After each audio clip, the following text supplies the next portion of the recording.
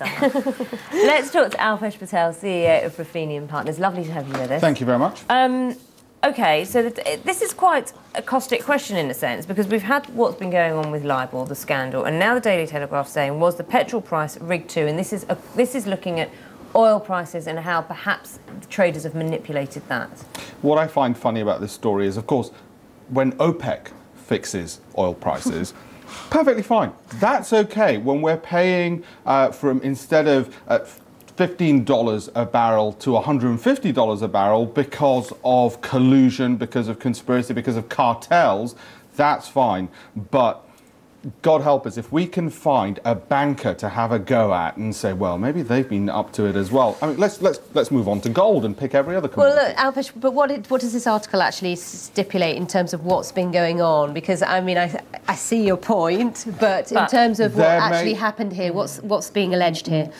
The allegations, essentially, when it comes to price fixing, come down to this: if an individual does it, then it's fine. So George Soros trying to fix the price of sterling when Britain was ejected out of the ERM, that's fine. When two people coordinate it, then it's collusion, conspiracy or a cartel. That's a criminal offence. It's market manipulation. You get to go to prison for that.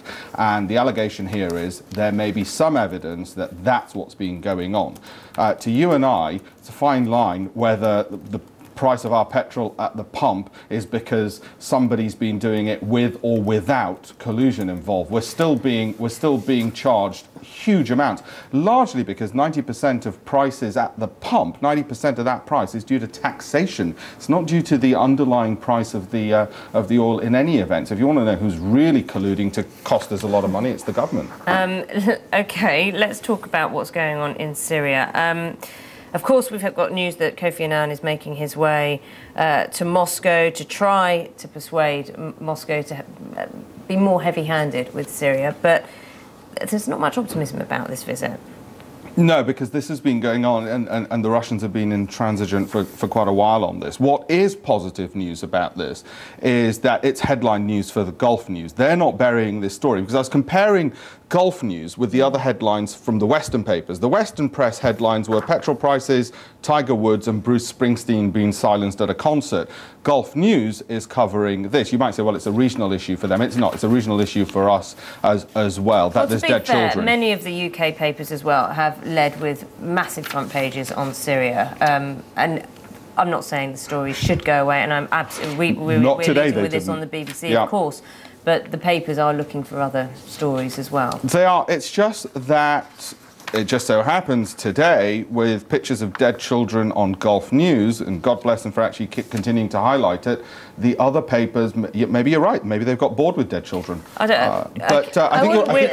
We can't talk about whether they're bored with it, but obviously all the papers are keeping a close eye on it, but there's just other news. I mean, if we move on to the Times, Olympic security, this is a massive story in the UK. Well, I'm not sure. I think with this and the complaints about, and certainly from the parliamentarians who see it as an easy target to say, oh, well, it's a big corporate, are they going to make profits from this? And they're focusing on the security side. Well, actually, we've got the army behind it. A large event like this, it's going to have hiccups. And it's a slight hiccup. It's not as if there's a complete failure of security whatsoever. There's the backup from the military. I just wish that G4S had actually used ex-servicemen, of which there are many, a lot earlier, because they could have avoided the problem of the shortfall on security staff. Not least because there are so many ex-servicemen saying, look, we've got skills and we can help with whatever employment issues people have, let alone something which like this seems quite an obvious source for them. So I don't think it's... I just don't see what the problem is. It's a hiccup from a business side. The fact that the government knew about this months and months ago, back in April, prior to them saying it was a surprise last week when G4S said we can't cope. But if we look at what the Independent's looking at, the fact that there's so much emphasis on protecting the brand, the Olympic brand, and this is a big issue, isn't it, of these global events, you know, so-called ambush marketing and those kind of things going on, that undermines the amounts of money that people have paid to be official sponsor.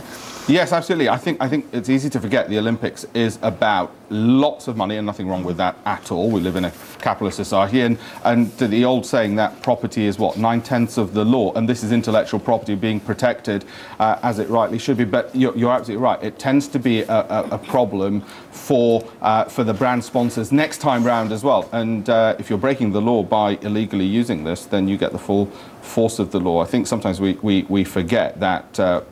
Property and wealth has to be protected by criminal sanction, and that's essentially what's going on here. Again, I hope it's not a surprise to people that this is how intellectual property tends to be protected, and it's good for the Olympics because it means they'll get sponsors next time round as well. Okay, Alpesh, we haven't got time to go through the other two stories, but I think it can be safely said we're all upset that we haven't had any sunshine yet, as Tiger Woods is too. And happy birthday, Alpesh, too. Thank you very much. Sally and I will see you very soon. Bye-bye.